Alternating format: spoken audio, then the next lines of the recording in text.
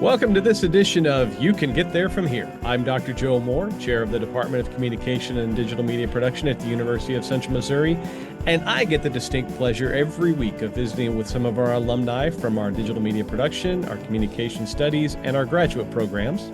Get to ask them what they're up to these days, how their work is going, and how the program helped them get there. Today, we're visiting with Myah Jolly, formerly Myah Duncan. And the name is appropriate. Myah is one of the jolliest people I have ever known in my life, and I'm so excited to get to visit with her today. Myah, how are you doing? Hi, Joe. I'm doing great. It's good to Thanks see for you. How are having. things going this summer? Things are going well. Summer's not as fun as it used to be when you weren't in class. Now, Yeah, summer's yeah. about the same as fall and spring, so it's still going. Good, good. And you're getting to work from home on this lovely, as we record this is a Friday afternoon, right? Yes. That So works. I'm at home. I actually get a Freedom Friday. That's what we do on our Friday afternoons. If we don't have any more work for the day, our organization lets us out and we can just kind of relax for the rest of our Friday and use that time however we'd like. Excellent. Very, very nice. So you didn't have that luxury necessarily when you were in college, correct? You got your bachelor's degree in public relations here from the university, and then you came over to the communication department and worked on your master's degree. Is that correct? Sure did. I jumped right as soon as I graduated from one, I started the next. So there was no break in between the two. You just jumped right into it. Nope. And I graduated undergrad in the COVID era. So it was a very interesting time period. So switching, just kind of staying at UCM kind of helped settle some of the uneasiness going on in the world. Yeah, yeah, I understand that. And then you went from getting your master's degree, and wasn't it like the next week after we graduated, you started working in integrated marketing and communication? So you went right from school to the career field. Is that correct? Correct. I graduated on Friday, got engaged that afternoon, and then Oh, I started. forgot about that. Yeah, and started work Monday morning. It was a very, and Saturday, I think it was pretty busy Saturday because we still had friends graduating. And so Sunday, I think I slept most of the day. And then I started on Monday and kind of stayed at UCM. And it was a great transition for me because I was still in the comfort of what like was my home for so long. And I was getting to flex my professional skills versus student life. And it was a really great transition for me.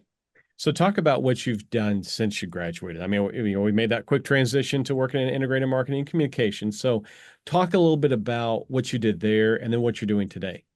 Yeah, so when I first graduated, I was an integrated marketing specialist in the integrated marketing communications office on campus.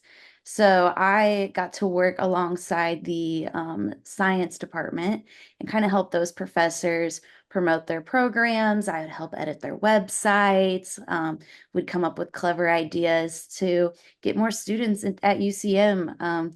It's where I came and where I loved, and it was really great experience getting to bring more students to UCM and help share student stories across campus because that was a majority of what I did was find stories and share those with incoming or potentially incoming students. And so then after you did that, what was next?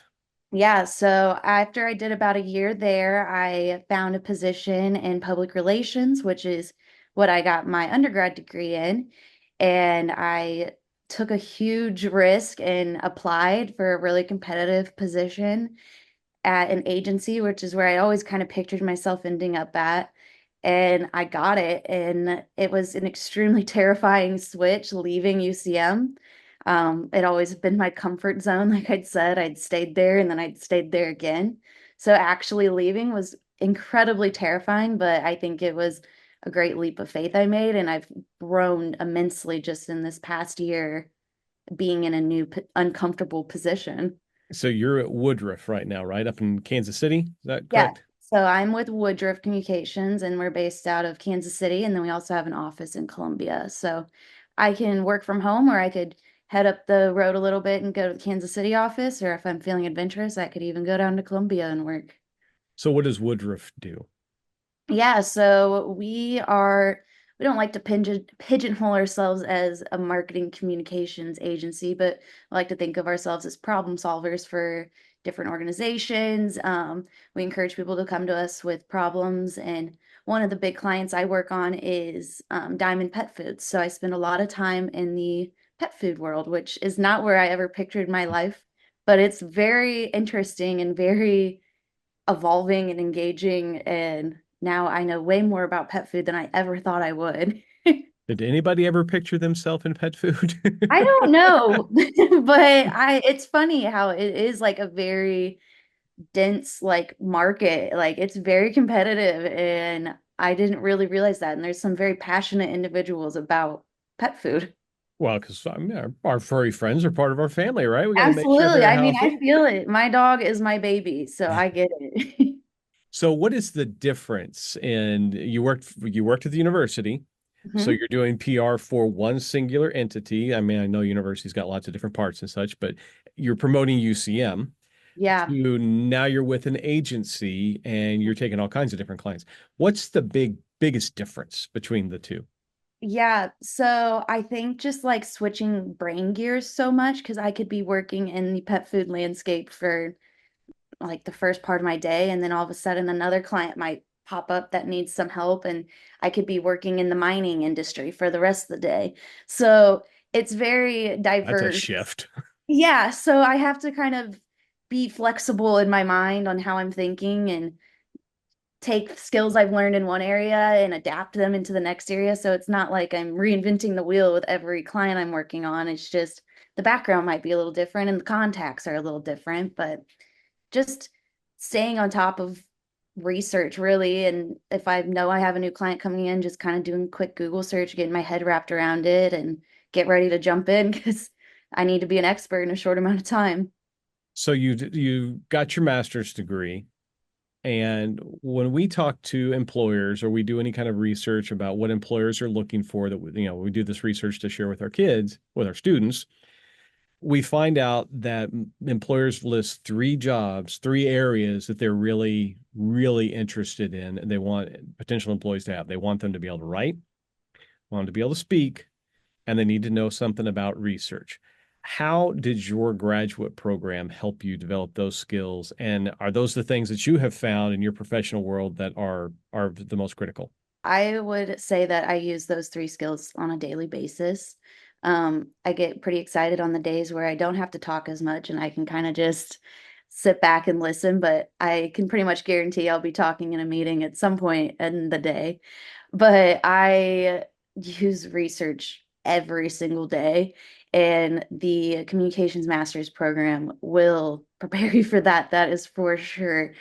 I mean, and most of the time you're spending there, you are researching different uh, articles and just digesting information. And it can be very overwhelming. But now looking back, I'm like, I'm really glad I did that because I'm able to process information quicker and I'm able to kind of look for those high points and not have to read word for word in every article, or I can quickly find key points that I need to make. And I kind of attest that to the communications department because I didn't really do too much research up until that point. I felt like, I mean, I did, but it wasn't as intensive. And then using that research to have my own thoughts afterwards, that was kind of tricky for me because sometimes I like to just take what I hear and like, yep, I trust them.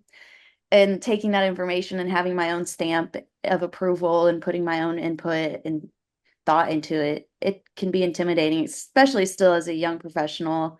I like to rely on my team and ask my team for thoughts. I'm like, this is what I'm thinking.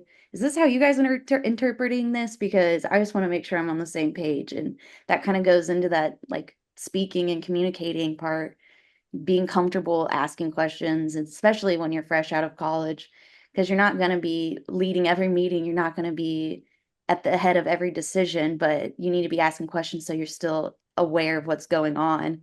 And that way, because a lot of times you'll notice you're the one doing the writing when you're fresh out of college. So having those skills and taking those notes, even if the research is just a copy of a notes from a meeting and you need to digest it and use it to write up a pitch. Like you got to be able to take information and turn it into something else. So it So has helped a lot. so when we talk about research, I think a lot of people, their mind goes straight to conducting an experiment or issuing a survey, or those who have studied research might think about a content analysis or a focus group or things like that. I'm guessing you're not doing a whole lot of that formal type of research there, but it Mhm. sounds to me like what you're talking about is you're maybe reading what other people have done, the research that they did, and the skills you got in graduate school are helping you to interpret it and critique it, whether it's good research or not. Am I getting that right? Yeah, because there's a lot of research. I mean, kind of back in the pet food world, like there's a lot of research that comes out all the time. And I need to be able to interpret that information and see how it's gonna affect Diamond or any of our other clients. And I'm not necessarily creating the research or putting out a big piece of information about this study, but I'm taking that information to make decisions on how I'm going to move forward with my clients and the decisions I'm going to recommend for them on how they should approach certain situations. So honestly, just staying aware, even if the research includes just reading 5 news articles in the morning, just being aware of what's going on in the industries you're working in. So it sounds like things are going very, very well for Myah Jolly. It sounds like you're loving your job. You're being able to use the skills that you developed while you were in college. What's next? What's on Yeah, the horizon? next, I'm just kind of getting my kind of my legs in the PR industry. I'm still involved with PRSA, so if you're at UCM, I highly encourage joining PRSSA. We can link up in Kansas City at one of the meet and greets. I'd love that. I'm just kind of working and trying to improve every day, and I try to learn and get into uncomfortable situations, so then I'm continuing to grow and kind of just using that like continuous education thing. Like I'm always trying to learn something new. It doesn't have to be huge. Maybe it's just I learned a new word for the day. I'm just trying to continue to keep my brain strong and flex and grow, and hopefully in another 5 years we'll be having this conversation and I'll be even further along in my career. I am always telling my students when we talk about interviewing, you're going to have a list of questions, which I do, but don't get so wrapped up in the list of questions you have that you don't pay attention to the interview. And I was down to my last question, and you just sparked another one for me. So well done. You talked about putting yourself in uncomfortable situations, and you talked about continuing to learn and being a lifelong learner. Talk about that a little bit. Why get yourself into uncomfortable situations, and why how long did it take you to realize after you graduated, oh, I'm not done learning. I still got more to learn.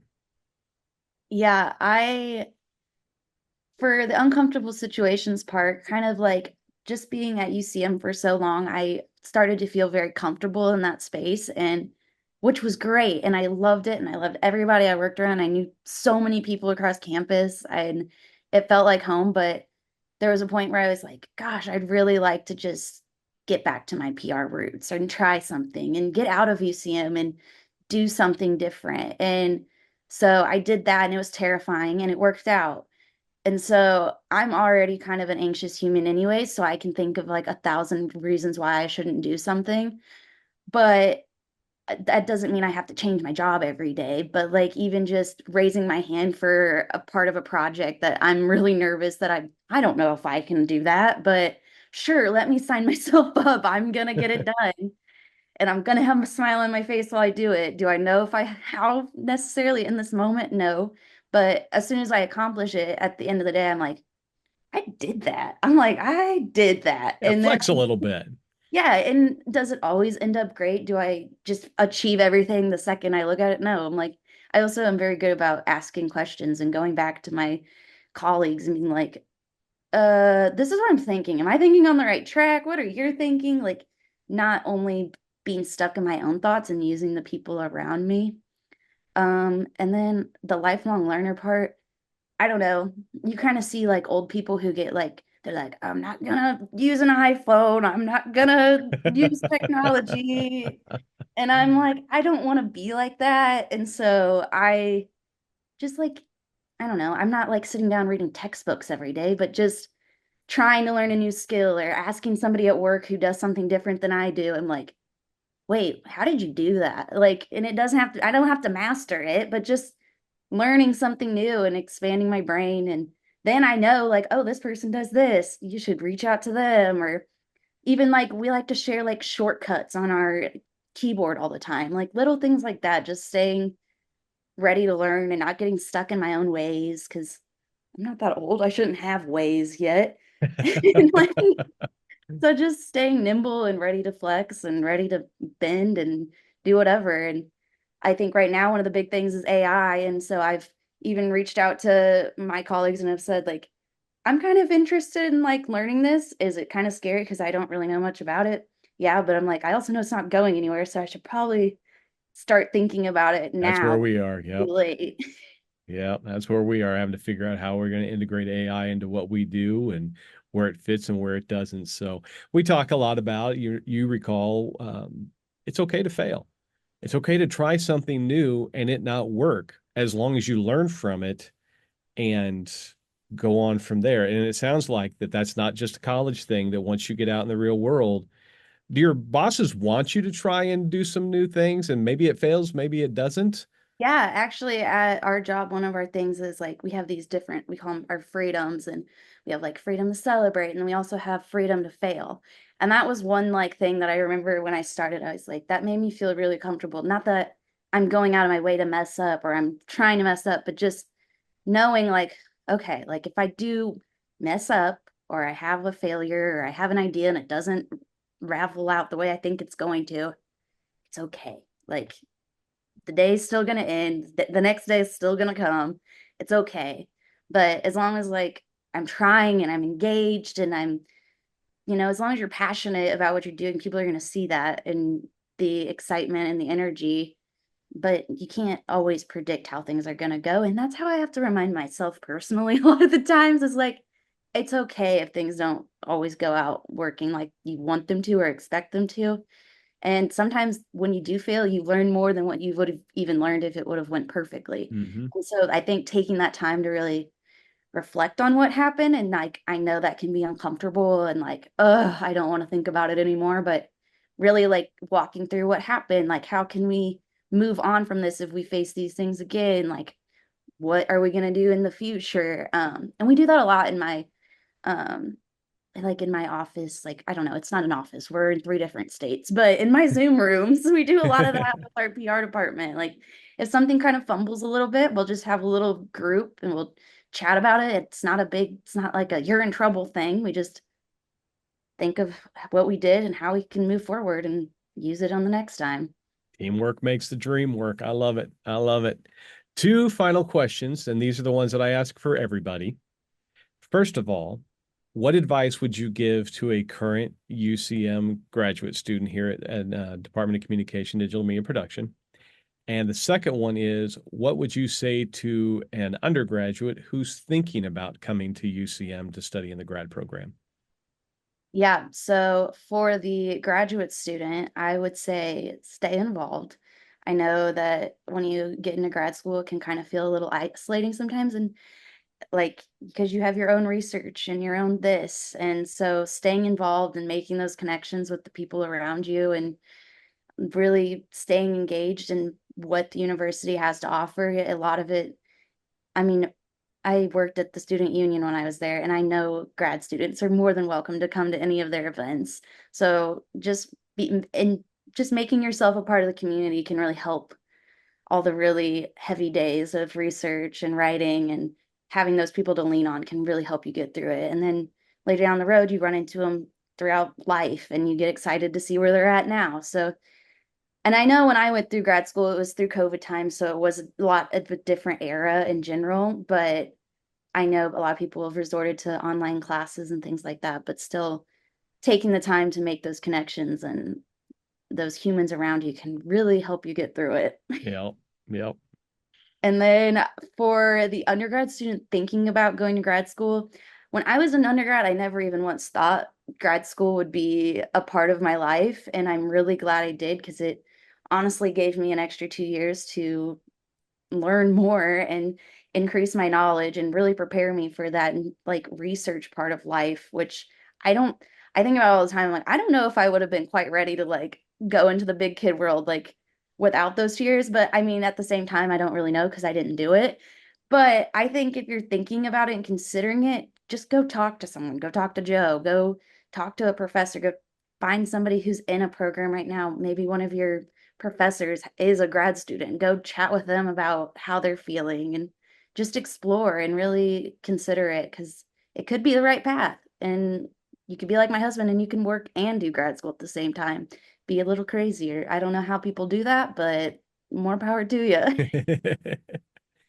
Well, Myah, I'm so glad that you were able to connect with us today. We had to reschedule a little bit because you're in the working world and had a meeting pop up. So thank you for being flexible and getting back with me today. Good luck to you down the road and wherever the road takes you. And Woodruff's lucky to have you. Thank you. And thank you all for tuning in this week for You Can Get There From Here. Remember, you can catch every episode on our YouTube channel through the UCM Media Network. That's youtube.com/UCMMN. You can also listen to every episode on Spotify. Again, this is Dr. Joe Moore reminding you, you can get there from here. Have a great day.